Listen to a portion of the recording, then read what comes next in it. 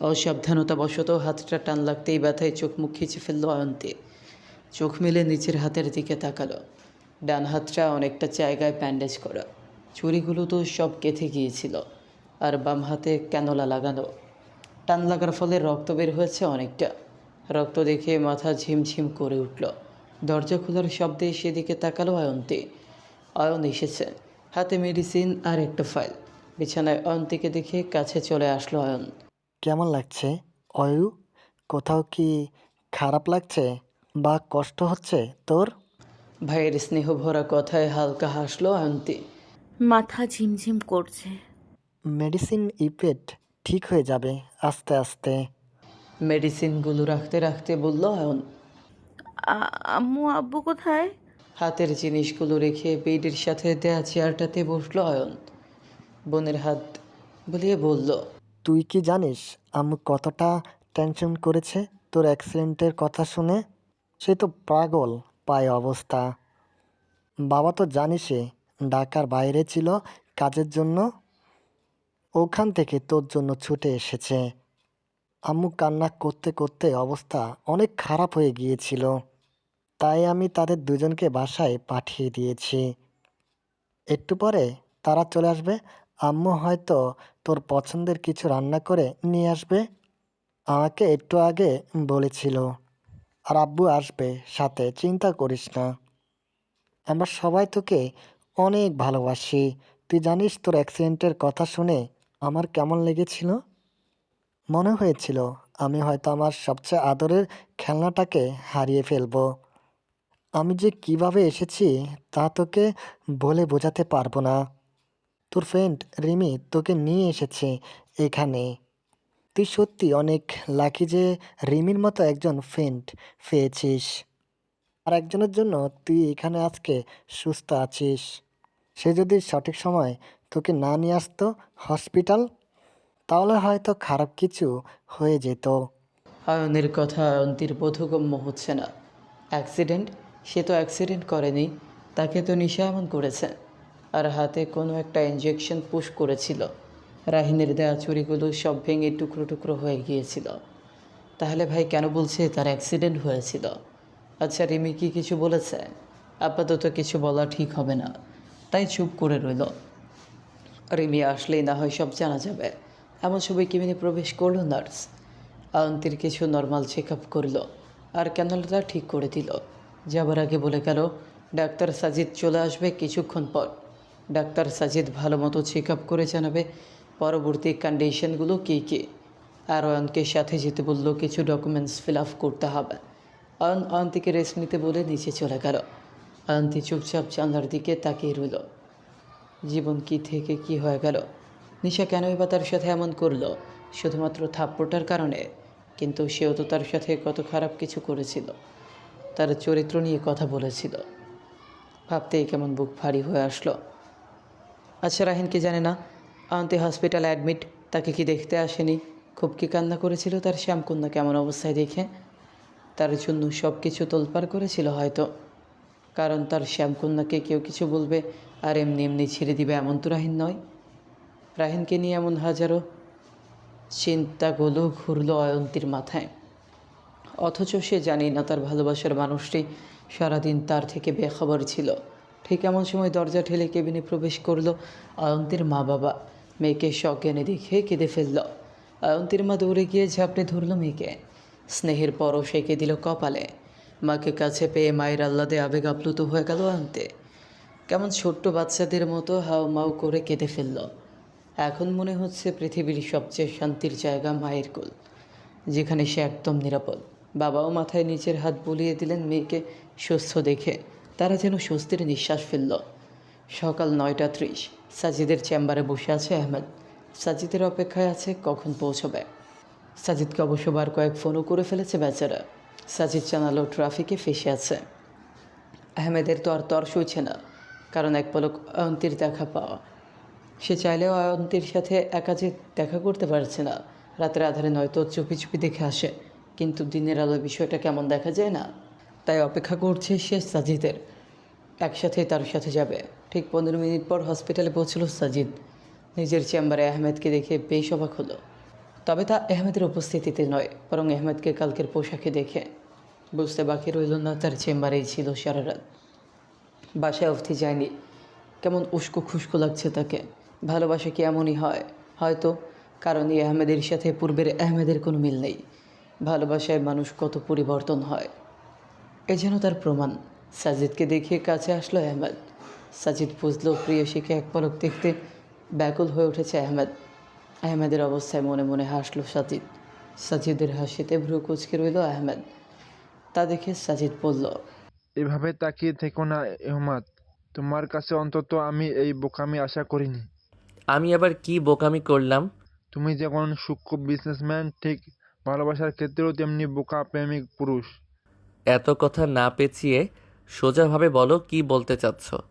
তা তুমি যে গতকালের এই পোশাকে অয়ন্তীদের পরিবারের সামনে যাবে, তারা কি বিষয়টা বাঁকা চোখে দেখবে না? কেননা একজন বিজনেসম্যান একই পোশাক অবশ্যই পরের দিন পরবে না, তাই না?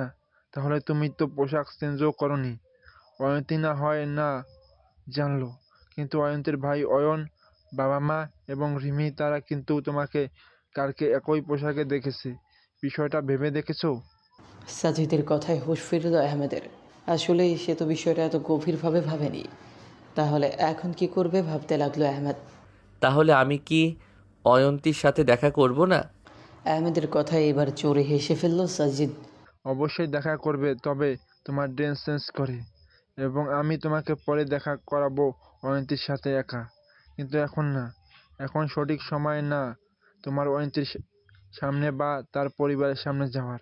কারণ তুমি যদি অয়ন্তীর পরিবারের সামনে এখন যাও, তাহলে তারা ভাববে সাধারণ মেয়ে যাকে তুমি কখনোই দেখোনি, চিনো না, তার জন্য কেন তুমি পরের দিনও আসবে, তাও আবার এত সকাল সকাল। বিষয়টা কেমন গোলমালে হয়ে যাবে না?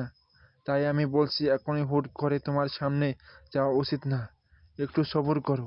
তুমি এখানেও থাকতে পারো বা এখন বাসায়ও যেতে পারো।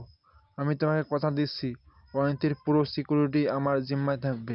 তুমি বাসায় গিয়ে ফ্রেশ হয়ে এসো। সাজিদের কথাগুলো যুক্তিযুক্ত লাগলো আহমেদের।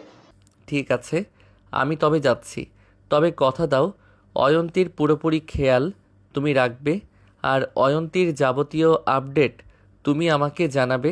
আমি ওকে নিয়ে কোনো প্রকার রিস্ক নিতে চাই না। আশা করি বিষয়টা তুমি বুঝতে পারছো। হুম। তবে আমি এখন অয়ন্তীর কেবিনে যাব। একবার দেখা খুব জরুরি। তারপর তোমাকে সমস্ত কিছু জানাবো। তুমি নিশ্চিন্তে থাকো।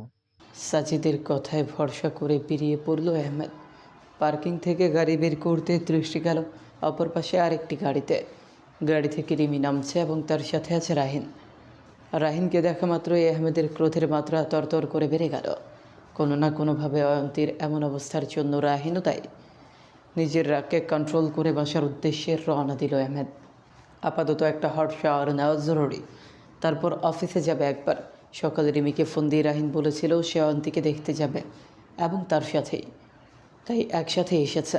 নয়তো একা রাহিনের উপস্থিতি এখানে অনেক প্রশ্নের জন্ম দিবে। রিমিকে নামিয়ে গাড়ি যথাস্থানে পার্কিং করে ভেতরে গেল রাহিন। কিছু দূরে এগোতেই ফোন এলো নোভার। কল রিসিভ করতেই নোভা বলল, কোথায় আছো তুমি? আমি অফিসে তোমার কেবিনে বসে আছি, কিন্তু তুমি নেই। সব কিছু ঠিক আছে তো? নোভার কথায় হাসলো রাহিন। মেয়েটা তাকে নিয়ে কত চিন্তা করে। আরে আরে, এত চিন্তা করো না। আমি অফিসে এখনো পৌঁছাইনি, একটু হসপিটাল আছি, কিছুক্ষণের মধ্যে আসছি। কি? তুমি হসপিটালে কেন? কি হয়েছে তোমার? রাহিন, সত্যি বলো, তোমার কি হয়েছে? আমি এখনই আসছি। রিল্যাক্স নোবা, আমার কিছু হয়নি। রিমিকে নিয়ে এসেছি।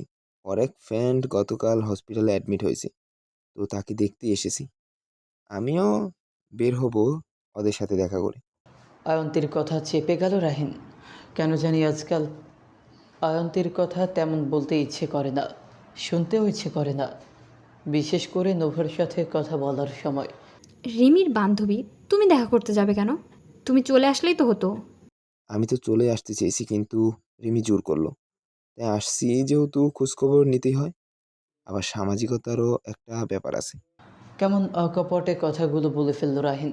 সে যাই হোক, তুমি জলদি এসো। আজকে তোমাকে এক জায়গায় নিয়ে যাব। আমি শিওর তুমি খুব সারপ্রাইজ হবে। জো হুকুম মহারানী। ফোন রেখে ওপরে চলে গেল। রেমি অয়ন্তীর কেবিনের বাইরে অপেক্ষা করছে রাহিনকে নিয়ে একসাথে ঢুকবে। কিন্তু এই মানুষ কোথায় যে আছে কে জানে। মনে মনে বেশি বিরক্ত হচ্ছে রিমি। রাহিনের অয়ন্তীর প্রতি এমন গাছাড়া ভাব কোনোভাবেই মানতে পারছি না সে। সব কিছু কেমন যেন গোলমলে লাগছে। মনে হচ্ছে কোথাও কোনো একটা কিন্তু আছে। রাহিনকে আসতে দেখে হাফ ছাড়ল রিমি। কিছু বলতে চেয়েও বলল না, কেননা এখন সঠিক সময় নয়, পরে না হয় জিজ্ঞেস করবে। রাহিনকে সাথে নিয়ে অয়ন্তীর কেবিনে ঢুকলো রিমি। কেবিনে সকলের সাথে ডাক্তার সাজিদও আছে। দরজা খোলার শব্দে সকলেরই দৃষ্টি গেল সেই দিকে। রিমিকে দেখে হাসলো অয়ন্তী, কিন্তু তার পাশে রাহিনকে দেখে আটকে উঠল। কারণ তার পরিবার রাহিন ও তার বিষয়ে কিছুই জানে না। এখন রাহিন যদি আবেগে কিছু বলে বসে তাহলে তো বড় কেলেঙ্কারি হয়ে যাবে। ভেতরে ভেতরে এই চিন্তায় কেঁপে উঠল অয়ন্তী। এখন কি হবে? রাহিন সব কিছু বলে দিবে না তো? রাহিনকে দেখে কোনো প্রতিক্রিয়া করলো না কেউ। অয়ন একবার কলেজে দেখেছিল রিমির কাজিন সে, তবে এখানে কেন? প্রশ্ন এলেও তা মনেই রাখলো। ডাক্তার সাজিদ সব কিছু চেক আপ করে জানালো অয়ন্তীকে আরও 5 দিন হসপিটালে থাকতে হবে, কারণ এখনও অনেকটাই ইনজুর এবং এটা রিকভার হতে কিছুটা সময় লাগবে। কিছু ইনজেকশন আছে, টাইম টু টাইম দিতে হবে, যা বাসায় পসিবল না। আর তার জন্য আপাতত হসপিটাল বেস্ট অপশন বলে অয়নকে নিয়ে বের হয়ে গেল। নতুন কিছু মেডিসিন অ্যাড করেছে তা আনার জন্য। রাহিনের অয়ন্তীর দিকে এক কদম এগিয়ে আসা যেন অয়ন্তীর হার্টবিট বাড়িয়ে তুলছে। অয়ন্তীকে দেখে কিছুটা অবাক হলো রাহিন। চোখ মুখ কেমন বসে গেছে, ভীষণ অসহায় দেখাচ্ছে। খারাপ লাগলো কিছুটা, তবে মনের মধ্যে সেই আগের অনুভূতিটা তেমন নেই। অথচ তার এখন ঠিক থাকারই কথা না। রিমি অয়ন্তীর দিকে এগিয়ে গিয়ে জিজ্ঞেস করলো, কেমন আছিস এখন? কোথাও কি কষ্ট হচ্ছে এখনো? রিমির কথায় মাথা নাড়ালো, মানে কিছুটা কষ্ট হচ্ছে, কিন্তু মুখে বলল না। আর চোখে চাইলো রাহিনের দিকে। মানুষটাকে মাত্রাতিরিক্ত স্বাভাবিক লাগছে। রিমি পাশে অয়ন্তী মায়ের সাথে টুকটাক কথা বলছে, কিছু জিজ্ঞেস করছে আর কি। অয়ন গিয়েছে নিচে। অয়ন্তীর বাবা একটা জরুরি কাজে গিয়েছে। রাহিন কয়েক পলক চেয়ে রইল অয়ন্তীর দিকে, কিন্তু কিছু বলল না। কিছু বলতে কেন যেন মনে যাচ্ছে না। কি বলবে না বলবে ভেবে পাচ্ছে না, কিন্তু তার তো এমন হওয়ার কথা না। ব্যাকুলতা অনুভব হলো না একটুও। অয়ন্তী এখন কেমন অস্থির হয়ে উঠল। একটুখানি রাহিনের সাথে কথা বলতে, যদিও তার মা আছে তবুও কেন জানি মনটা অবাধ্য হতে চাচ্ছে। মন বলছে রাহিন হয়তো সুযোগ করে কথা বলবে, কিন্তু না। রাহিন যেটুকু সময় ছিল সেই পুরোটা সময় সে চুপচাপ ফোন নিয়ে ব্যস্ত ছিল। তার মায়ের সাথে অল্প বিস্তর কথা বলেছে শুধু। তারপর একটা ফোন আসতেই রিমিকে বলে বেরিয়ে গেল। আর রাহিনের এমন বিহেভ দেখে ভ্যাবাচাকা খেল আর রিমি ও অয়ন্তী। এ বিষয়টা কেমন যেন ভীষণ খারাপ লাগলো অয়ন্তীর। পর মুহূর্তেই মনে হলো হয়তো তার পরিবারের জন্য বা বিজি আছে, অফিসের কল হয়তো। কিন্তু সে চাইলে তো কথা বলতে পারতো, ক্যাজুয়ালি, যা বলাই যায়। এই রাহিন কেমন জানি তোর একদম অদেখা অচেনা মানুষ। গোধূলির আলো মাখা আকাশপটের দিকে চেয়ে আছে অন্তে। রিমি চলে গেছে প্রায় 10 মিনিট। সেই থেকে মন আরও বিষণ্ণ হয়ে আছে। রিমি বলেছে আপাতত অ্যাক্সিডেন্ট হয়েছে বলতে, পরবর্তীতে সব কিছু তাকে বুঝিয়ে বলবে। কিন্তু দুপুরে রাহিনীর সেই বিহেভিয়ার কোনোভাবেই মানতে পারছে না অন্তে।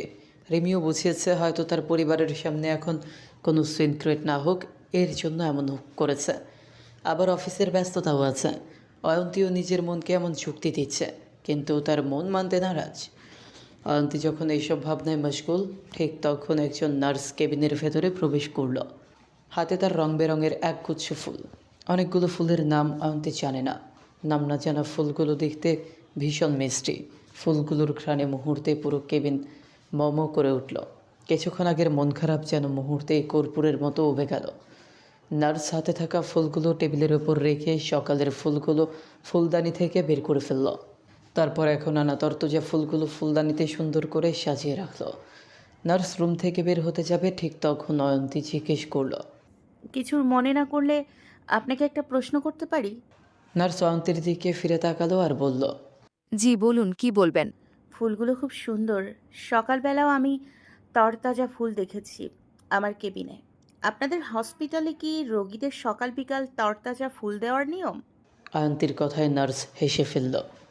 না, এমন কোনো নিয়ম নেই, তবে আপনার জন্য এই বিশেষ ফুলগুলো পাঠাচ্ছে কেউ একজন, এবং সে বলেছে যতদিন আপনি এই হসপিটালে আছেন ঠিক ততদিন আপনার কেবিনে যেন তরতাজা ফুল রাখা হয়। নার্সের কথায় অবাক হলো অয়ন্তী। ভাবলো কেমন করতে পারে। আচ্ছা, রাহিন নয়তো, হয়তো চুপি চুপি তার জন্য এমন বিশেষ কিছু করছে, নয়তো অয়ন্তীর জন্য আর কেই বা করবে।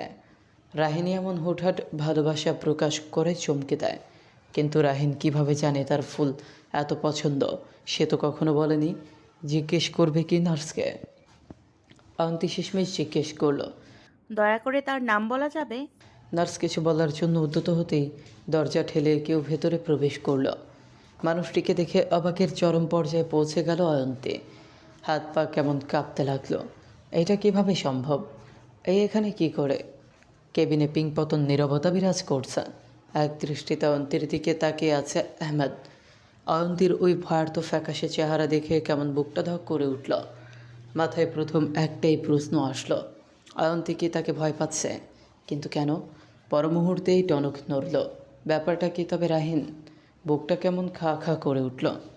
অয়ন্তী অন্য কারো এটা যতবার ভাবে ততবারই কেমন শূন্যতা গ্রাস করে ফেলে তাকে। তবুও নিজেকে ফের বোঝালো আহমেদ।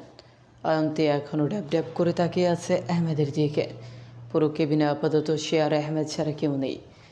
নার্স তখনই বেরিয়ে গেছে। বিশ্বাস করতে পারছে না অয়ন্তী। দুনিয়ায় এত জায়গা থাকতে এই কেবিনে এখন সে কেন? অয়ন্তীর চোখে বিস্ময় জমে উঠল। সেই বিস্ময়ের ভেতরে ছিল ভয়, প্রশ্ন আর চাপা পড়ে থাকা হাজারটা না বলা কথা। সে কিছু বলতে চাইছে, কিন্তু গলাটা কেমন শুকিয়ে আসছে। শুধু তাকিয়ে রইল, অথচ ভেতরে ভেতরে পুরো অস্থির। আহমেদও কিছু বলল না, দরজার কাছেই দাঁড়িয়ে রইল সে। চোখে একরাশ ক্লান্তি, যেন অনেক ভেবেচিন্তে নিজের সাথে হাজারটা যুদ্ধ করে সে অয়ন্তীর এখানে এসেছে। তার চোখের দৃষ্টিটা অয়ন্তীর ওপর স্থির হয়ে রইল। সেই দৃষ্টিতে ছিল আকুলতা, না পাওয়ার অপারগতা, যা শব্দে প্রকাশ পায় না, যা সে ছাড়া কেউ কখনো বুঝবে না। কেবিনে মৃদুমন্দ বাতাস বইছে ধীর গতিতে।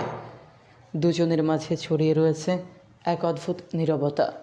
সময় যেন আবার ধীরে চলতে শুরু করলো। অয়ন্তীর বিস্ময় ভরা মুখ দেখে সেই নীরবতা কাটিয়ে আহমেদ বলল। এখন কেমন ফিল করছেন অয়ন্তী? অয়ন্তী চুপ করে আছে। আহমেদের কথায় কিছু বলতে চেয়েও পারছে না। মনের মধ্যে ভয়, যদি রাহিন এসে দেখে আবার উল্টাপাল্টা কিছু ভাবে। নিজেই আবার বলল নিজেকে, রাহিন তো এসেছিলে, আবার কেন আসবে? তার পরিবার যদি দেখে অন্য কিছু ভাবে। এসব ভাবি যাবে চিন্তা করে কেমন শীতিয়ে গেল। তবে মুখ্য উদ্দেশ্য হচ্ছে রাহিন। অয়ন্তীকে চুপ করে কিছু ভাবতে দেখলো আহমেদ। বোঝার চেষ্টা করল, কিন্তু বোধগম্য হলো না তেমন। তাই অয়ন্তীর উদ্দেশ্যে আবার বলল। আপনি কি আমাকে কোনো কারণে ভয় পাচ্ছেন অয়ন্তী? আহমেদের কথায় দুই পাশে মাথা দুলালো অয়ন্তী। মানে সে ভয় পাচ্ছে। ক্ষীণ হাসলো আহমেদ। কারণটা কি জানতে পারি? তোমার তো মনে হয় আমি বাঘ বা সিংহ নই যে আমায় ভয় পেতে হবে। আবার দেখতে কোনো কিম্ভূত কিমাকারও নই। তাহলে কিসের ভয় মিস? কি বলবে বেচারি?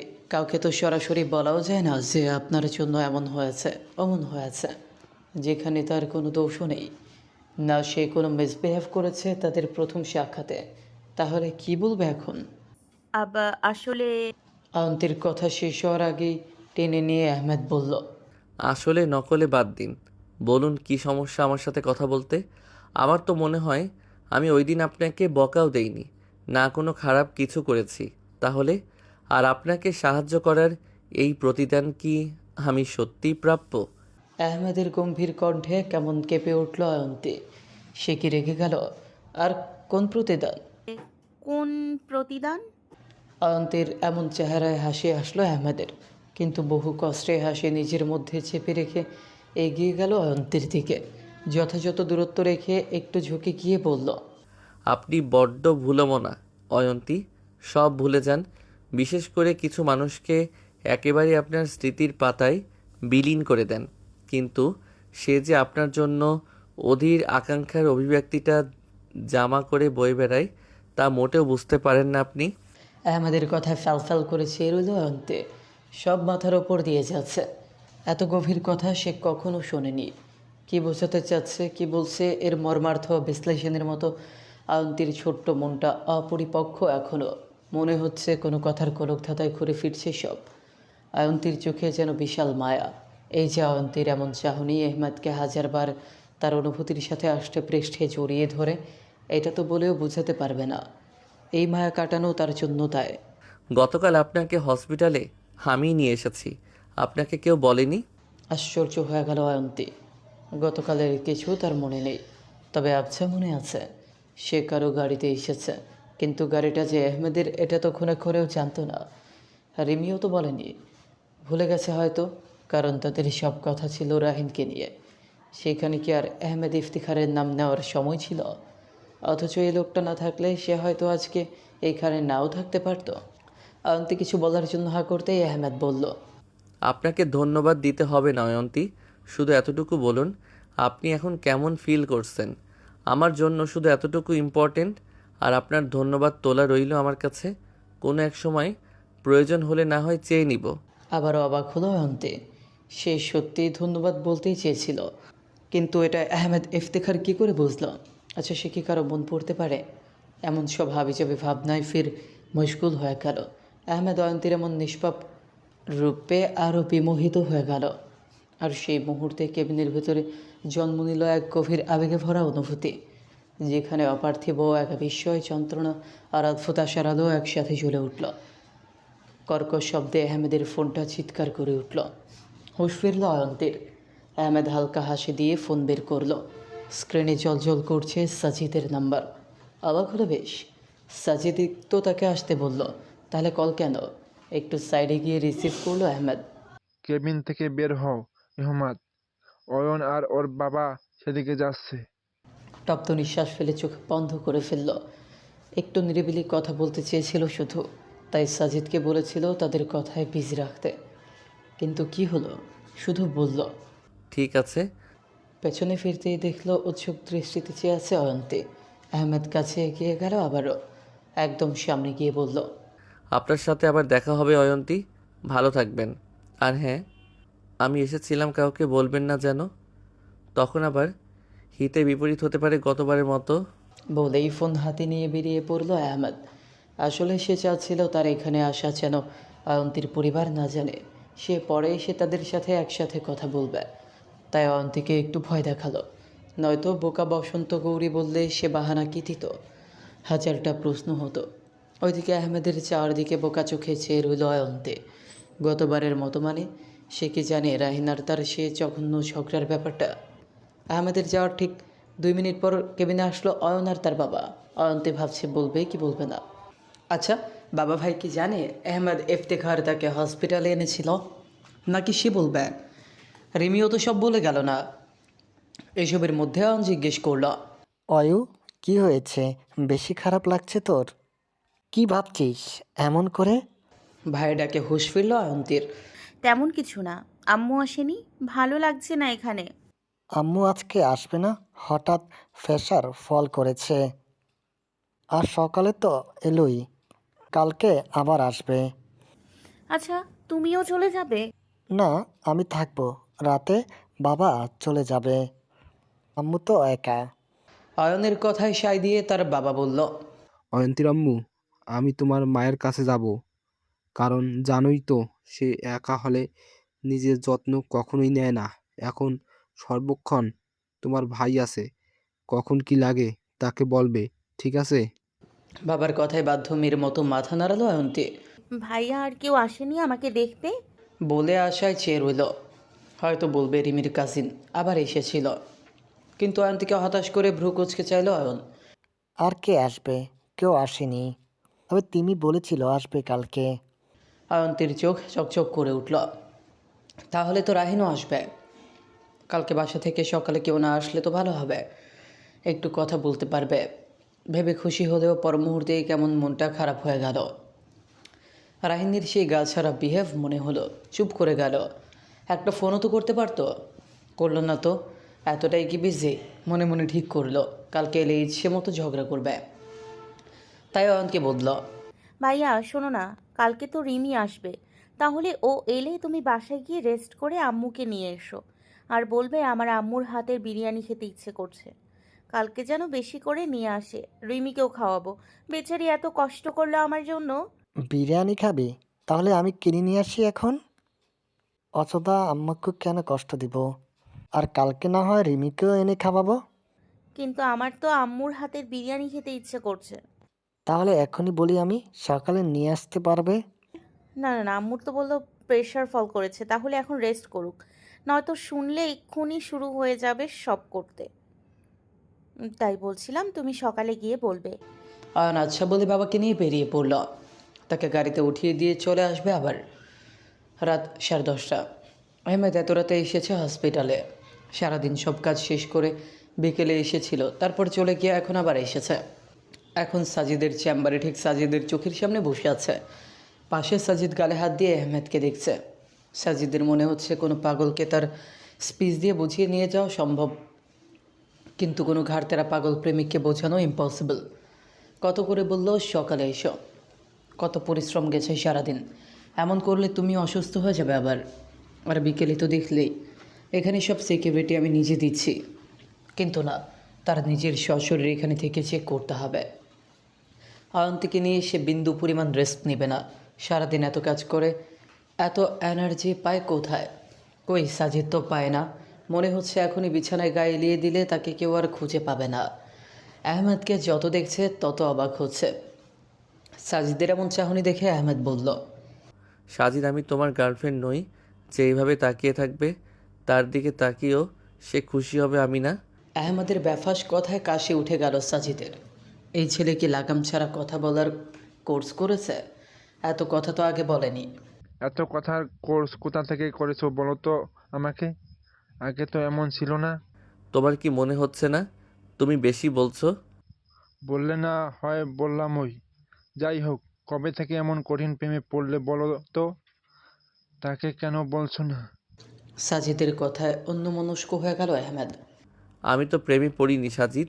আমি কারো মোহমায়ায় কোনো এক স্নিগ্ধ লাহমায় হারিয়ে গেছি। সময়ের সেই চক্রে হারিয়ে ফেলেছে আমাকে। আমি তো আমাকেই খুঁজে পাই না আর। তার দিকে চাইলে নিজের অস্তিত্ব খুঁজে পাই। আর কেন বলিনি জানো? কারণ আমি তার মন মস্তিষ্কের সীমানায় নেই।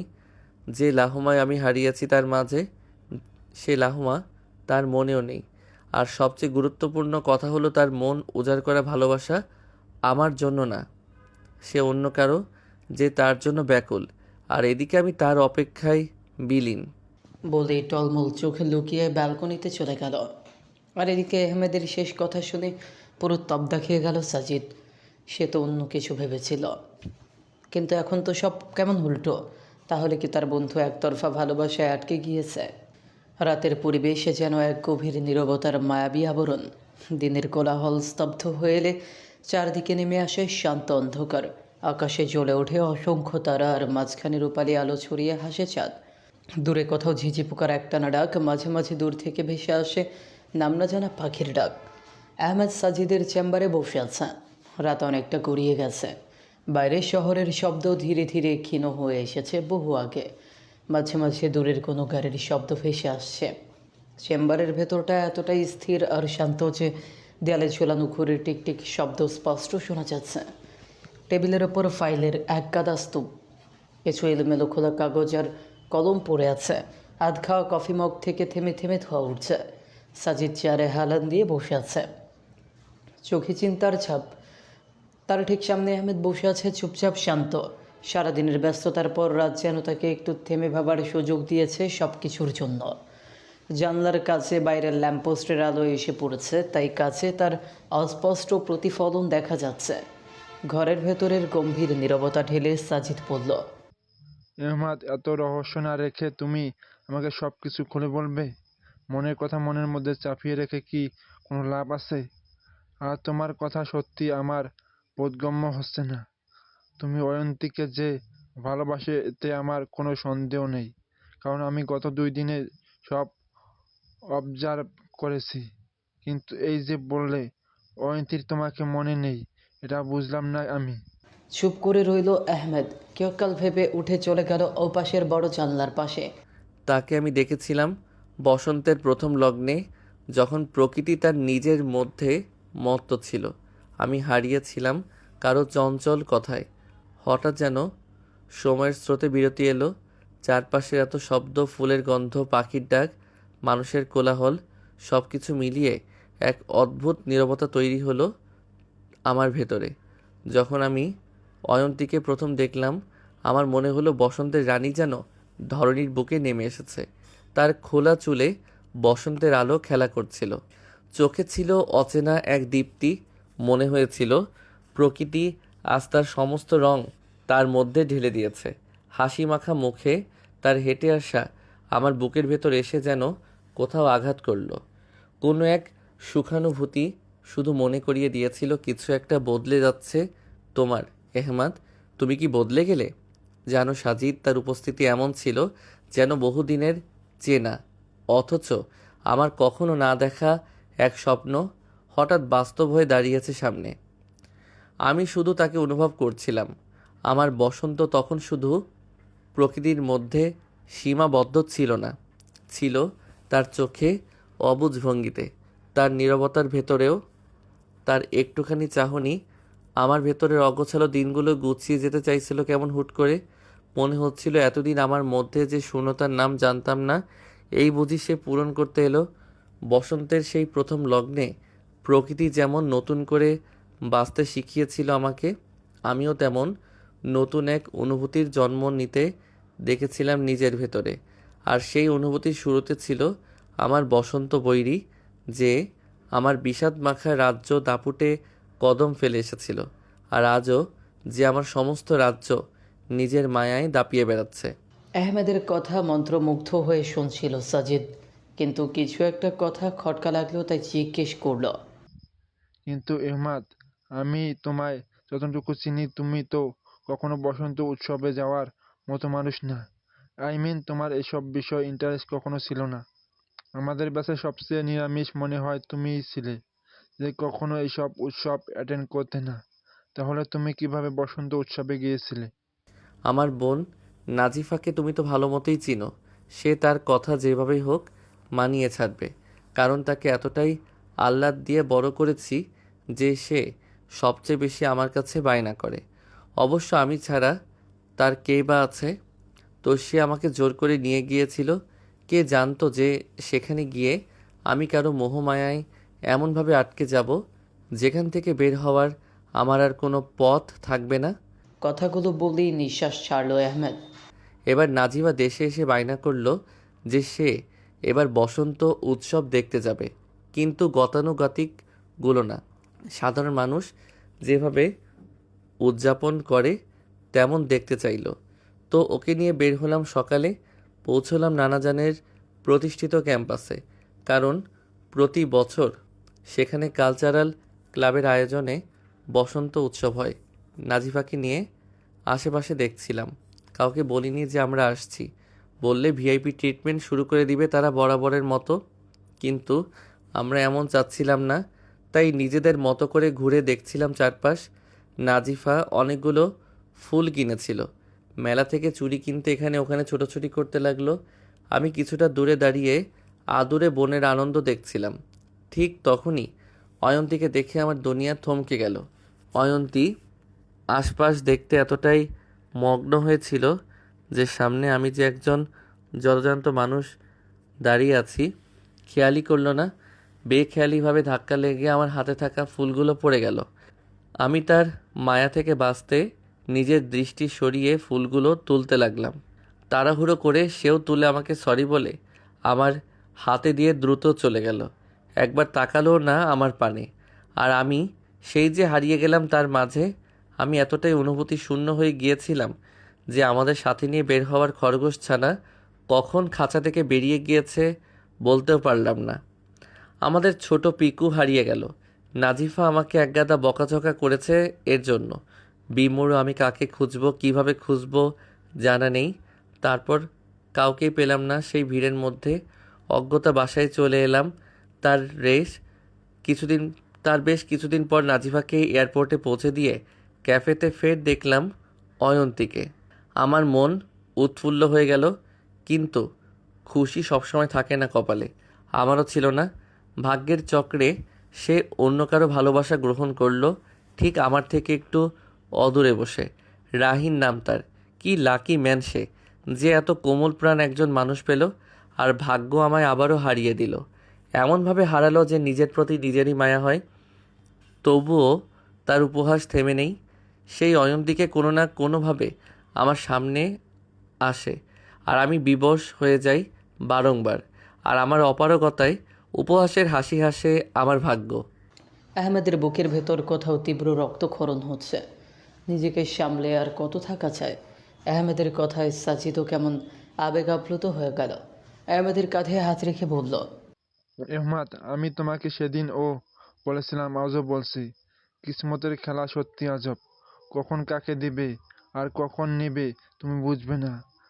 তাই তুমিও হতাশ হয়ে পড়ো না। কে জানে তোমার জীবনও পরিপূর্ণ হবে কোনো একদিন। অয়ন্তী ছাড়া আমি অপূর্ণ, আর সে আমার হবে না তাহলে কিভাবে? আর সবচেয়ে বড় কথা, আমি আমার ভালোবাসাকে সম্মান করি। বলেই হাসল আহমেদ। সাজিদ আহমেদকে যত দেখে তত অবাক হয়। আল্লাহ এত ধৈর্য দিয়েছে যে কি অবলীলায় সকল দুঃখ নিজের মাঝে চেপে রাখে, কাউকে বিন্দুমাত্র টের পেতে দেয় না। আহমেদের সম্পর্কে খুব কম ঘনিষ্ঠ মানুষ জানে, তার মধ্যে একজন সাজিদ। তার এই অবস্থানের পেছনে আহমেদের ভূমিকা আছে। তবে তাদের পেশা আলাদা হলেও কলেজের সেই বন্ধুত্ব আজও অটুট। সাজিদ আহমেদের কথায় এতটাই আপ্লুত হলো যে আহমেদকে ঝাপটে ধরে বলল, I am really proud of you my friend. এত বড় মন কারো হয় না। নিজের ভালোবাসা কেউ অন্যকে দিতে পারে না। তুমি চাইলেই অয়ন্তীকে নিজের করার চেষ্টা করতে পারতে, কিন্তু তুমি তাকে সম্মান করেছো। এটা তো অনেকে পারে না। তবে আমি বিশেষ করে চাই তোমার ভালোবাসা পূর্ণতা পাক, তুমিও সুখী হও। সাজিদের কথায় হাসলো আহমেদ। সত্যিই তার বন্ধুটা অনেক ইমোশনাল, মন থেকে অনেক ভালো সাজিদ, নয়তো তার কষ্ট বুঝতো না হয়তো। এবার ছাড়ো আমায় সাজিদ, আমি তোমার গার্লফ্রেন্ড নই যে এভাবে জড়িয়ে ধরে থাকবে। আহমেদের কথায় হেসে ফেলল সাজিদ। আজকাল তুমি মনে হয় বেশি কথা বলো এহমাদ। যাই হোক, আজকে আমার বাসায় চলো। রাত তো অনেক হলো। আজকে অয়ন আছে, তুমি তো আর যেতে পারবে না অয়ন্তীকে দেখতে। না যেতে পারি, তবু এখানে থেকে মনিটরে দেখব। তোমার আপত্তি আছে? তা থাকবে কেন? তুমি দেখতেই পারো। তবে নিজে অসুস্থ হয়ে না। আমাকে যেতে হবে। মা এমনিই একটু অসুস্থ, তাই বড় আপা এসেছে। নয়তো আমিও থাকতাম। তোমার কোনো সমস্যা হলে জানিও কাউকে। সাজিদের কথায় মাথা দুলালো আহমেদ। সাজিদ নিজের কিছু জিনিস নিয়ে বেরিয়ে পড়ল বাসার উদ্দেশ্যে। আর আহমেদ সাজিদের চেম্বারে বসে রইল চোখ তার মনিটরে। যদিও সিসিটিভিতে বাইরের অংশটুকু দেখা যায়, তবুও তো এই বা কম কিসের তার জন্য। সকালের মিষ্টি রোদ এসে লুটুপুটি খাচ্ছে অয়ন্তীর জানালায়। বাতাসের সাদা পর্দাগুলো তুলে উঠছে ক্ষণে ক্ষণে। অয়ন্তীর মন আজকে কেমন অশান্ত, অপেক্ষা রিমির জন্য। কখন যে আসবে মেয়েটা। রাতে কথাও হয়নি, ফোনে চার্জ ছিল না, আর ঘুমের মেডিসিনের জন্য দ্রুত ঘুমিয়ে পড়েছিল।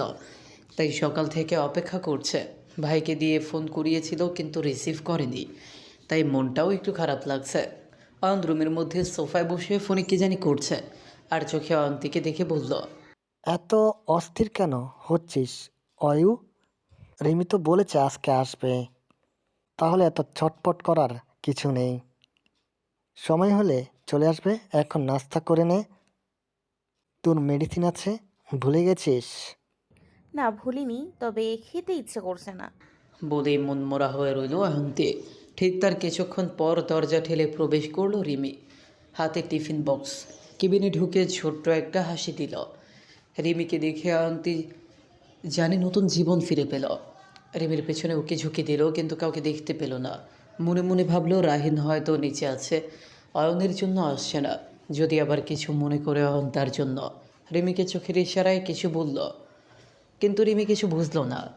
রিমিকে দেখে অয়ন এসে বলল, নে, এসেছে তোর বান্ধবী, এবার নাস্তা খেয়ে মেডিসিন নে।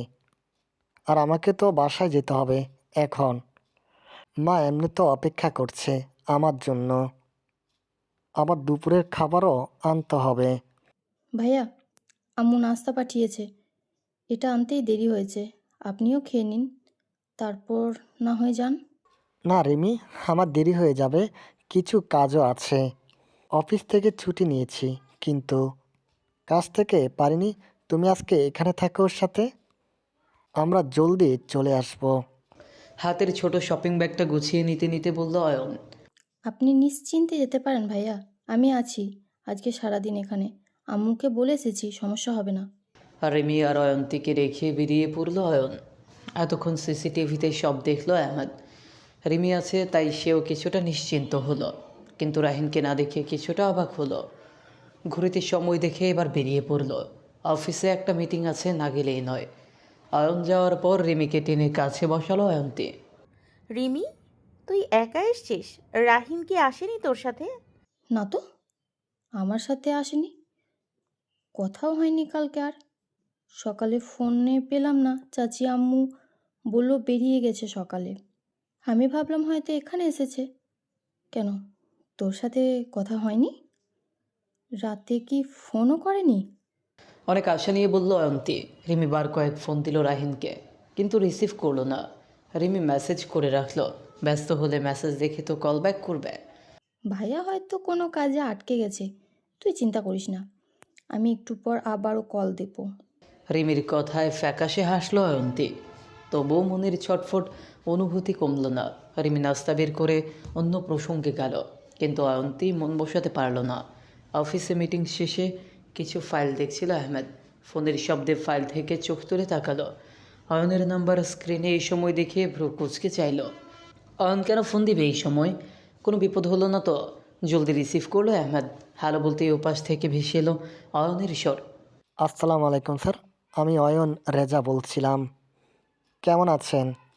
জি আলহামদুলিল্লাহ ভালো আছি মিস্টার রেজা। আপনি কেমন আছেন? আর আপনার বোনের এখন কি অবস্থা? এমনভাবে কথাগুলো বলল যেন সে জানে না কিছু। অয়ন্তী আগের থেকে অনেকটা সুস্থ আছে। আপনাকে একটা বিশেষ কারণে ফোন দেওয়া। I hope you don't mind. আয়নের অস্বস্তি কিছুটা বুঝলো Ahmed. Mister Reza, is everything okay? আসলে স্যার, আমার আম্মু আজকে দুপুরে হসপিটালে আপনাকে দাওয়াত করেছে। জানি এটা সঠিক ওই না, তবুও সে অয়ন্তীর জন্য আজকে অনেক কিছু রান্না করেছে। তাই আমাকে বারবার বলছে আমি যেন আপনাকে বলি বিষয়টা। যদিও আমি জানি আপনি ব্যস্ততায় থাকেন সবসময়, যদিও পসিবল হয় আমার আম্মুর কথাটা রাখলে আমার আম্মু ভীষণ খুশি হবে। বলেই আহমেদের উত্তরের অপেক্ষায় চুপ করে রইল। মিস্টার রেজা, মায়ের কথা কি কেউ কখনো ফেলতে পারে? আমি আসব, তবে হয়তো একটু লেট হবে, কিন্তু আমি অবশ্যই আসব। আহমেদ যে দাওয়াত গ্রহণ করবে এ যেন বিশ্বাস করতে পারছে না অয়ন। এত বড় মাপের একজন মানুষ কি সানন্দে তার মায়ের আবদার রক্ষা করল। সত্যি লোকমুখে বলা কথাগুলো মিথ্যে নয়। মনে হয় তারাও কিছু কম বলে, কিন্তু তার আজকে মনে হচ্ছে আহমেদের একজন ভালো মানুষ, যার মধ্যে অহংকারের ছিটে ফোঁটা নেই। আমি মিস্টার সাজিদকেও এখন জানাবো। আশা করি আপনারা দুজনে আমাদের আবদার রক্ষা করবেন। তারপর টুকটাক কথা বলে ফোন রেখে কল করলো সাজিদকে। সকাল থেকে দুপুর রাহিনের পথে চেয়ে রইল অয়ন্তী, কিন্তু আফসোস সে এলো তো না, ওই ফোন রিসিভ করলো না। এতটাই ব্যস্ত যে সামান্য রিপ্লাইও দিতে পারলো না। রিমির হাজার কথার মাঝে অয়ন্তীর শুধু একটা চিন্তা মাথায় আসছে, রাহিন তাকে ভালোবাসে তো? একটা কথাও কি তার সাথে বলার সময় নেই? কাজ কি তার থেকেও জরুরি? আচ্ছা, আজকে যদি তার কিছু হয়ে যায় তাহলেও কি রাহিন এমন ব্যস্ততা দেখাবে, নাকি তাকে দেখার জন্য সব ফেলে পাগলের মতো চলে আসবে? এমন সব ভাবনায় চোখ থেকে একাই অশ্রু গড়িয়ে পড়তে লাগলো। অয়ন্তীকে হঠাৎ কান্না করতে দেখে ঘাবড়ে গেল রিমি। অয়ন্তীকে নিজের দিকে ঘুরিয়ে রিমি বলতে লাগলো। অয়ন্তী, কি হয়েছে? কান্না করছিস কেন? কোথাও খারাপ লাগছে? ডাক্তার ডাকবো? রিমিকে ধরে এবার কান্না করে দিল অয়ন্তী। মনের কষ্টগুলো বের হয়ে আসতে চাচ্ছে। রিমি, আমার ভালো লাগছে না কিছু, বিশ্বাস কর। রাহিন কেমন হুট করে বদলে গেল না? ওর এই ব্যস্ততা আমি নিতে পারছি না কিছুতেই।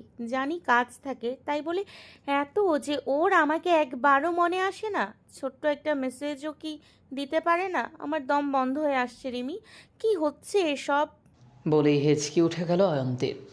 রিমিও চুপ করে রইল। কি বলবে সে? রাহিনীর এই পরিবর্তন সে আরও আগে থেকেই লক্ষ্য করেছে, কিন্তু বলেনি। পাছে যদি অয়ন্তী কষ্ট পায়, আর তার থেকে বড় বিষয় তার ভাবনা ভুলও তো হতে পারে। তাই অয়ন্তীকে বলল, এত প্যানিক হোস না প্লিজ, তোর জন্য খারাপ হবে। আমি ভাইয়ের সাথে কথা বলবো। তুই যা ভাবছিস তা ভুল হয়তো। বেচারে এমনিও বিজি শিডিউলে আছে, হয়তো এর জন্য। অয়ন্তীকে বলে রিমিও চুপ হয়ে গেল, কারণ সে যা বলল তা তার নিজেরও মানতে কষ্ট হচ্ছে। ব্যস্ততাকে প্রিয় মানুষের থেকেও ঊর্ধ্বে। অয়ন্তী কান্না করছে, রিমি তাকে সান্ত্বনা দিচ্ছে। অয়ন আর শর্মিলা রেজা এখনও আসেনি, দেরি হবে কিছুটা ফোন করে বলেছিল। অয়ন্তীর কান্না করে নিজেকে হালকা মনে হচ্ছে কিছুটা। রিমিকে বলে ওয়াশরুমে গিয়ে চোখ মুখে পানি ঝাপটা দিয়ে এলো। রুমে এসে দেখে অয়ন আর তার মা চলে এসেছে, সাথে বড় বড় দুইটা ব্যাগে টিফিন বক্স। হটপট দেখে অবাক হলো কিছুটা, কিন্তু বক্স খোলার পর হা হয়ে গেল পুরোপুরি। সে তো শুধু বিরিয়ানি আনতে বলেছিল, কিন্তু তা মা তো রীতিমতো মহা ভোজের আয়োজন করে এনেছে। বিরিয়ানি, জালি কাবাব, টিক্কা, রোস্ট, ফিরনি, অয়নের হাতে মিষ্টি আর সন্দেশ। এত কিছু দেখে অয়ন্তী বলল, ভাইয়া, আমি তো শুধু বিরিয়ানি খেতে চেয়েছিলাম, কিন্তু তোমরা তো পুরো আয়োজন করে এসছো। আর আম্মু, তুমি এত কম সময়ে এত কিছু কিভাবে করলে? অয়ন্তীর কথায় শর্মিলা রেজা হেসে উঠল। আজকে করিনি, কালকে থেকে শুরু করেছি শরীরটা একটু ভালো লাগায়। তোর বাবা হেল্প করেছে আমাকে, আর মাজেদাও ছিল রাতে অনেক সময়, আবার সকালে জলদিও এসেছিল, তাই সমস্যা হয়নি। আবার সকালে অয়ন বলল তুই নাকি বিরিয়ানি খেতে চেয়েছিস। আমিও সব প্রিপারেশন রাতেই করেছিলাম, তাই আর ঝামেলা হয়নি। আর এত কিছু শুধু একা আমাদের জন্য না, আজকে অতিথি আসবে, এখানে দাওয়াত। আমি কালকেই ঠিক করেছিলাম তোর বাবার সাথে কথা বলে আজকে বলবো তাদের, তাই এই সামান্য কিছু। মায়ের কথায় ভ্রু কুঁচকে চাইল অয়ন্তী। আবার কে আসবে? বাবার কোনো বন্ধু হয়তো। বাবা তো নেই এখানে, হয়তো তারই কোনো বন্ধু আসবে এখানে তার সাথে। এছাড়া কে বা হবে? মনে মনে বলে নিজেকে স্বাভাবিক রাখলো মায়ের সামনে। নয়তো যদি একবার বুঝতে পারে সে কান্না করেছে, তাহলে পেট থেকে কথা বের করে তবেই থামবে। তাই চুপ রইল অয়ন্তী। বেরিয়ে গিয়ে চুপচাপ বসে পড়ল। শর্মিলা রেজা প্লেটে খাবার নিয়ে আগে রিমিকে দিল। মেয়েটা সেই সকালে এসেছে, খিদে তো পেয়েছে। আর তারপর সে অয়ন্তীকে নিজের হাতে খাওয়াতে লাগলো, কারণ মেডিসিন আছে অয়ন্তীর। এর মাঝে কেবিনের দরজা ঠেলে ভেতরে প্রবেশ করলো ডাক্তার সাজিদ, আর তার ঠিক পেছনে তার সাথে ঢুকলো আহমেদ। অয়ন্তীর মাকে দেখে দুজন সালাম দিল। আহমেদকে দেখে অয়ন্তী চোখ বড় বড় করে চাইল। এই লোক এইখানে, মা আর ভাই কী ভাববে ভেবেই হাত পা কাঁপতে লাগলো। যদি সে রেস্টুরেন্টের কথা বলে দেয় তখন কি হবে? আর চোখে রিমির দিকে চাইল। রিমি দিব্যি মজা করে খাচ্ছে, কোনোই দিয়ে হালকা খোঁচা দিল। রিমি অয়ন্তীর দিকে তাকিয়ে চোখের ইশারায় বোঝালো কী হয়েছে। অয়ন্তী ইশারায় সামনে তাকাতে বলল। আহমদকে এই সময় দেখে অবাক হলো। অয়ন্তীকে ইশারায় চুপ থাকতে বলল। সাজিদের পেছনে দাঁড়িয়ে আহমেদ এতক্ষণ অয়ন্তী আর রিমির এইসব কাজ দেখে মিটমিট করে হাসছিল। অয়ন আহমেদ আর সাজিদকে দেখে এগিয়ে গেল। আপনাদের অসংখ্য ধন্যবাদ আমার আম্মুর আবদার রাখার জন্য। মায়ের আবদার রক্ষা করা ছেলেদের দায়িত্ব হয়। এটা আমারই কিছু ছিল না যে সমস্যা হবে। Mister Reza, I think we are not late, right? Absolutely not sir, আমরাও কিছুক্ষণ আগে এসেছি। প্লিজ বসুন আপনারা। অয়নের মুখে স্যার সম্বোধন শুনে আরেক দফা অবাক হলো অয়ন্তী। ভাইয়ের কথায় মনের মধ্যে হাজার প্রশ্ন ঘুরপাক খেলেও বলার সাহস পেল না। ঠিক করলো পরে জেনে নেবে, কিন্তু অয়ন্তীর মনটা হুট করে মলিন হয়ে গেল। সে ভেবেছিল রাহিন আসলে একসাথে কথা বলতে পারবে, তার সাথে একটু বেশি সময় কাটাবে, দুপুরে রাহিনীর সাথে খাবে। মা তো চেনে তাকে, রিমির কাজিন, ভাইও কিছু মনে করবে না এতে। কিন্তু কি হলো? রাহিন এলো না। এলো এমন একজন যাকে অয়ন্তী এক্সপেক্টও করেনি। অয়ন, সাজিদ আর আহমেদ একসাথে খেতে বসলো সোফায়। খাবারের আয়োজন দেখে সাজিদ আর আহমেদ চমকালো কিছুটা। এত অল্প সময়ে এত কিছু। তবে কিছু বলল না, কারণ কোনো দাওয়াতে এসে অযাচিত কথা বলা অশোভন আচরণের মধ্যে পড়ে। খাবারগুলো অনেক মজা হয়েছে, অনেক প্রশংসা করলো সকলে। তবে খাবার খাওয়ার ফাঁকে অয়ন্তীর দিকে তাকিয়ে আহমেদের বুকটা কেমন করে উঠল। অয়ন্তীর মন খারাপ বুঝতে পারলো আহমেদ। মন বলছে কান্না করছে, মুখটা কেমন এতটুকু হয়ে গেছে। আচ্ছা, অয়ন্তীর মন কি তার উপস্থিতির জন্য খারাপ? তার কোনো আচরণে কি কষ্ট পেয়েছে? মনের খচখচানি সাইডে রেখে অয়ন্তীর উদ্দেশ্যে বলল। মিস অয়ন্তী, আপনি কি কান্না করেছেন? অয়ন্তী সবে বিরিয়ানি মুখে নিয়েছিল। আহমেদের এমন কথায় খাবার নাকে মুখে উঠে গেল। কাশতে কাশতে দম বন্ধ হওয়ার উপক্রম। উনি কি করে জানলো? উনি কি ফেস রিডার? অয়ন দ্রুত উঠে গিয়ে পানি দিল। আহমেদ ভ্যাবাচাকা খেল। আহমেদ বুঝলো কিছু একটা হয়েছে। খাওয়ার গলা দিয়ে নামছে না, শুধু তাকিয়ে রইল অয়ন্তীর লাল হয়ে যাওয়া মুখের দিকে। কি কারণ হতে পারে তার বসন্ত গৌরীর কান্নার? আকাশে মেঘ জমেছে, তাও ঘন কালো মেঘ, যেন মুহূর্তে আকাশ ভেঙে সব কিছু ভাসিয়ে দিবে। ক্ষণে ক্ষণে বিদ্যুৎ চমকানো যেন কোনো অশনি সংকেতের আভাস দিচ্ছে। অফিসে নিজের কেবিনে বসে আছে আহমেদ। টেবিলের ওপর এলোমেলো ফাইল পড়ে আছে, পাশে 3টা কফি মগ। আরও একটা কফি হাতে নিয়ে বড় কাচের গ্লাসের সামনে গিয়ে দাঁড়ালো। বড় কাচের গ্লাসটার সামনে দাঁড়িয়ে আহমেদ কোনোভাবেই নিজেকে বিশ্বাস করাতে পারছে না সে ঠিক কী দেখছে আজকে। মনে হচ্ছে সে যা দেখেছে ভ্রম ছিল। বৃষ্টির ধারায় কাজটা ঝাপসা হয়ে গেছে এতক্ষণে, তবু সন্ধ্যার দৃশ্যটা যেন বারবার স্পষ্ট হয়ে উঠছে বিদ্যুতের প্রতিটি ঝলকে ঝলকে। আজকে সন্ধ্যায়, আজকে দুপুরে অয়ন্তীকে হুট করে জিজ্ঞেস করে বুঝেছিল কোনো গড়বড় আছে। তাই কোনো রকম নিজের খাবারটুকু শেষ করে জরুরি মিটিং আছে বলে বেরিয়ে পড়েছিল। অয়ন্তীর মন খারাপ, এটা ভাবতে কেমন খারাপ লাগছিল আহমেদের। অফিসে এসেও কাজে মন দিতে পারছিল না কোনোভাবেই। রেহানকে সব বুঝিয়ে দিয়ে বেরিয়ে পড়েছিল অজানার পথে, শহর থেকে অনেকটা দূরে। মনে অশান্ত ছিলে যে ড্রাইভিংয়েও মনোযোগ আসছিল না। এর মধ্যে পথিমধ্যে ঝুম বৃষ্টির কারণে রাস্তার একপাশে গাড়ি থামিয়ে নিজেকে শান্ত করতে ব্যস্ত হলো আহমেদ। মাথায় একটাই চিন্তা, অয়ন্তীর মন খারাপের কারণ আসলে কি? নেশাকে আবার কিছু বলেছে, নাকি তার উপস্থিতি অয়ন্তীকে পীড়া দিয়েছে, নাকি পূর্বের কারণে কি অয়ন্তী তাকে দোষী ভাবে? এইসব কিছু ভাবতেই চোখ আটকে গেল আদুরে এক ছাউনির নিচে। একজোড়া কপতি নিচে দাঁড়িয়ে আছে, বৃষ্টিতে ভিজে একাকার দুজনেই। হয়তো বিপদে পড়েছে ভেবে আহমেদের সাহায্যের জন্য গাড়ির গ্লাস নামাতেই চমকে উঠল রাহিন। বৃষ্টির মাঝে সামনের ধূসর ছাউনির নিচে দাঁড়িয়ে আছে সে। কালো শার্ট ভিজে গাঢ় হয়ে গেছে, চুল থেকে টুকটাক পানি ঝরছে। আর তার ঠিক সামনে একটা মেয়ে দাঁড়িয়ে আছে, দেখতে ভীষণ সুন্দরী, ওয়েস্টার্ন আটো ড্রেস পরা।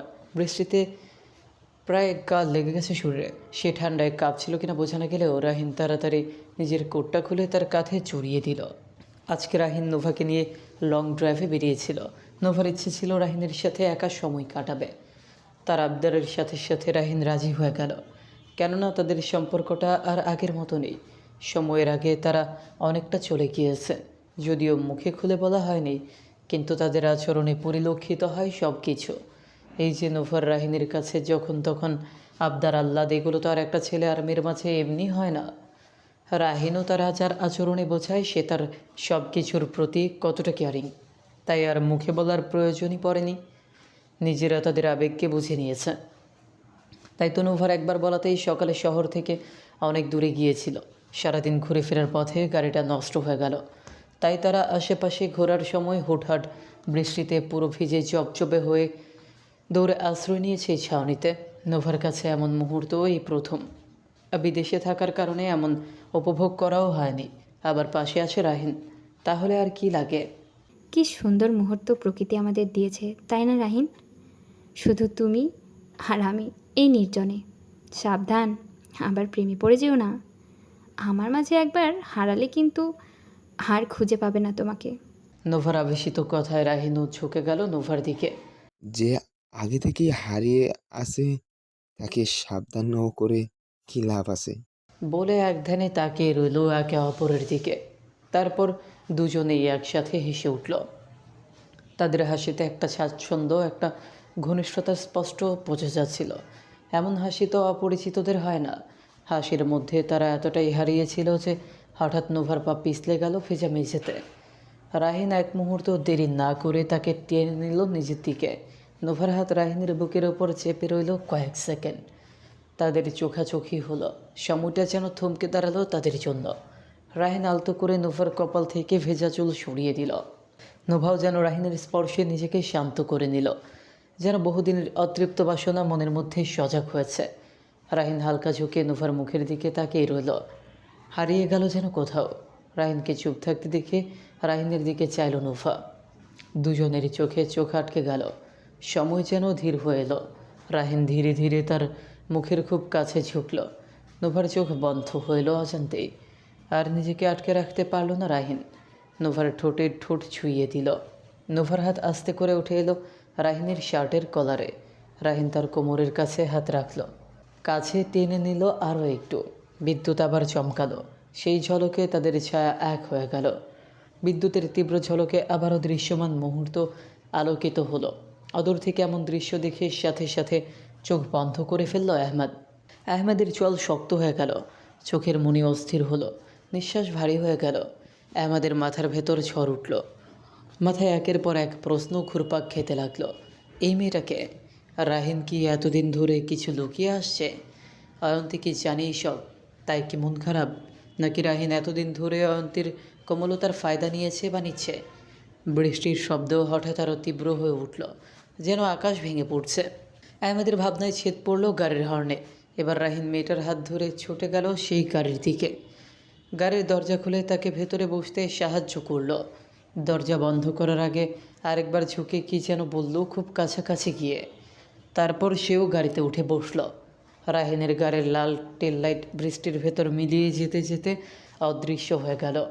রাস্তা আবার ফাঁকা, শুধু ভেজা অ্যাসফল্টের স্ট্রিট লাইটের আলো কাঁপছে। গাড়ির কাছের মধ্যে আছড়ে পড়ছে বৃষ্টি। আহমেদের আঙুল স্টিয়ারিংয়ে শক্ত হয়ে উঠল মুহূর্তেই। শিরাগুলো টানটান, বুকের ভেতর ধকধক শব্দটা সে নিজেই শুনতে পাচ্ছে। বুকের ভেতরটা অদ্ভুত ভারী, মনে হচ্ছে কেউ যেন ভেতরটা চেপে ধরেছে। ওয়াইপার কাচের ওপর টিক টিক টিক করে চলেছে। সে একঘেয়ে শব্দ যেন তার মাথার ভেতরের অস্থিরতাকে আরও স্পষ্ট করে তুলছে। চোখের সামনে বারবার ভেসে উঠছে সেই দৃশ্য। বিদ্যুতের আলোয় ঠোঁট মেলানো দুই মানুষ, বৃষ্টির ভেজা রাত, লুকানো ঘনিষ্ঠতা। এসবের মাঝে হঠাৎ অয়ন্তীর মুখটা ভেসে উঠল আহমেদের মনে। অয়ন্তীর সেই সরল বিশ্বাস ভরা চোখ। আর এই দৃশ্য তার ঠিক বিপরীত। অয়ন্তী কীভাবে শুইবে এসব? গাড়ির ভেতরটা দম বন্ধ লাগছিল। কাচের ভেতর জমে থাকা কুয়াশা হাত দিয়ে মুছল আহমেদ, যেন পরিষ্কার দেখতে চায়, বুঝতে চায় সব। হয়তো ভুল দেখেছে, বা তার সাথে ভুল কিছু হচ্ছে, কিন্তু না, সব সত্যি। কেননা রাহিনের কোটটা নিচে পড়ে আছে। হঠাৎ সে গভীর শ্বাস নিয়ে ইঞ্জিন স্টার্ট করলো। গাড়ি ধীরে ধীরে রাস্তায় উঠল। বৃষ্টিতে ভেজা শহরটা যেন অন্যরকম লাগছে আজ। প্রতিটা মোড়, প্রতিটা সিগন্যাল অস্বাভাবিক চুপচাপ। টায়ারের নিচে পানি ছিটকে উঠছে। আহমেদ গতি বাড়ালো না, বরং ধীরে নিয়ন্ত্রিতভাবে চালাতে লাগলো, যেন বাইরে অন্তত নিয়ন্ত্রণ রাখতে চায়। যখন তার ভেতরে সব কিছু নিয়ন্ত্রণের বাইরে চলে যাচ্ছে, অফিস বিল্ডিংয়ের সামনে এসে গাড়ি থামালো আহমেদ। কাচের বিশাল দেয়াল ভেজা বৃষ্টিতে ঝাপসা। ওপরের কয়েকটা ফ্লোরে আলো জ্বলছে এখনও। তার কেবিনের আলোও জ্বলছে, বিকেলে যেমন রেখে গিয়েছিল। গাড়ি পার্ক করে কিছুক্ষণ বসে রইল। ইঞ্জিন বন্ধ, চারপাশে নিস্তব্ধ, শুধু বৃষ্টির শব্দ। তারপর ধীরে দরজা খুলে নামল। বৃষ্টি তখন আর ঝরছে না, শুধু ঝাঁপিয়ে পড়ছে। গাড়ি থেকে নামতে কয়েক সেকেন্ডের মধ্যে ভিজে গেল। ঠান্ডা ফোঁটাগুলো কপাল বেয়ে চোখের কোণে গড়িয়ে পড়ছে। কোট শার্ট গায়ে লেপ্টে গেছে, চুল থেকে টুপটাপ পানি পড়ছে। তবুও তার হাঁটা থামেনি। দীর্ঘ ভারী পা ফেলে এগিয়ে গেল অফিস বিল্ডিংয়ের কাছের দরজার দিকে। দরজা খুলতেই ভেতরের ঠান্ডা শুষ্ক বাতাস শরীর কাঁপিয়ে দিল। বাইরে ঝড়ের শব্দ মৃদু হয়ে এলো, বদলে গেল নিস্তব্ধতায়। লবির মার্বেল ফ্লোরে তার জুতার ভিজা শব্দ। সব সব সব রিসেপশনের আলো তখন প্রায় আধো অন্ধকারে ডুবে আছে।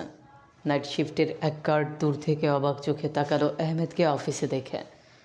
আহমেদ কারো দিকে তাকালো না, যেন কিছুই দেখছে না, শুনছে না। আহমেদের কোট থেকে পানি ঝরছে। হাতার ডগা দিয়ে টুপটাপ ফোঁটা পরে মার্বেলের ছোট ছোট গোল দাগ বানাচ্ছে। লিফটের সামনে দাঁড়িয়ে সে একবার গভীর শ্বাস নিল। বুক উঠছে নামছে দ্রুত।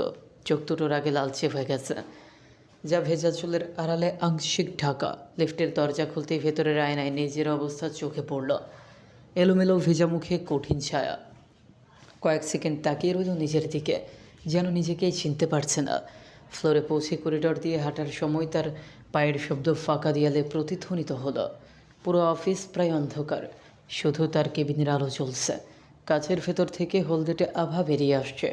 কেবিনের দরজা খুলে ভেতরে ঢুকতেই ঠান্ডা এয়ার কন্ডিশনের বাতাস ভেজা শরীরে লাগলো। সে কোট খুলে চেয়ারের পিঠে ছুঁড়ে ফেলল। কোনোভাবে স্থির থাকতে পারছে না সে, তাই পায়চারি করতে লাগলো। একটু পর কেবিনের দরজা খুলে ভেতরে আসলো রেহান। ভেতরে আহমেদকে দেখে অবাক হলো। সে এসেছিল লাইট অফ করে ডোর লক করে যেতে, তাই আহমেদকে দেখে বলল, স্যার আপনি এ সময়? কেন, আমার আশা কি মানা? না স্যার, আসলে আপনি বলেছিলেন আজ আসবেন না, তাই আর কি।